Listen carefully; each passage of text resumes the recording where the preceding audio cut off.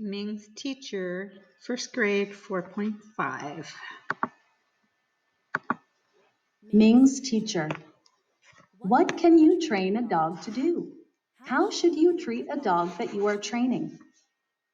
A long time ago, in a small town in China, there lived a man named Cheng who trained dogs. Cheng was a remarkable teacher and could teach dogs how to do amazing tricks. One day, Cheng went to the town square with one of his gifted dogs. People gathered to see what the dog would do, including a young boy named Ming, who was fascinated by Cheng's skill. Cheng held the dog's gaze for a few seconds. Then he nodded and began to hum a tune and clap his hands. The dog sprang up on her hind legs and danced in perfect time with the beat. After the performance, Cheng rewarded the dog with a small treat and patted her head to show his approval. Everyone applauded to show their appreciation and excitement, especially Ming.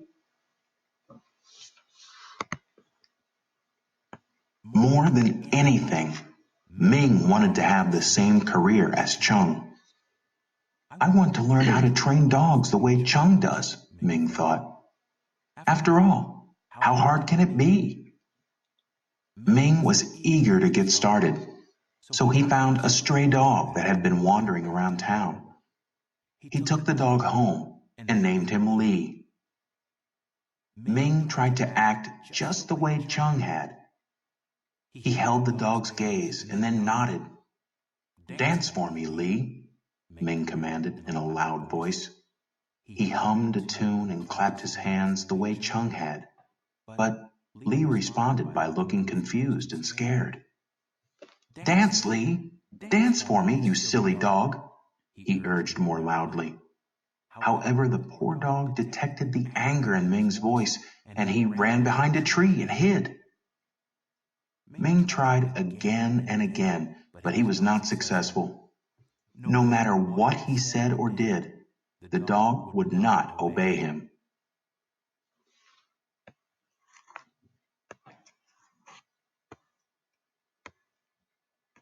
Now Ming was totally confused and frustrated. He thought he was doing exactly what Chung had done. "Why isn't it working for me?" he asked himself. So he went to see Chung to ask for his advice, and he brought Li with him. "Master, I have been watching you for a long time. Dogs always obey you. However, this dog pays no attention to what I say.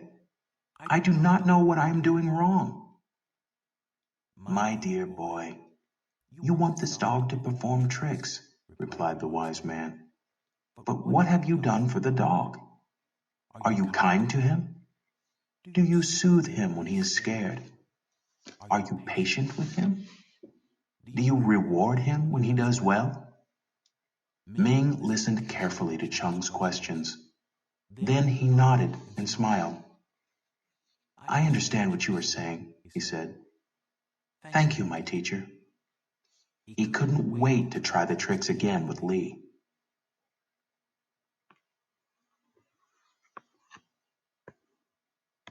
Ming returned home with Li. From that day on, he was always kind to his dog. He petted him often, he played with him, and he gave him good food to eat. Soon the dog grew to love and trust Ming. A few weeks later, Ming took Li to the town square. Several people gathered to watch them. Ming stroked Li's head and smiled at him. He held the dog's gaze for a few seconds.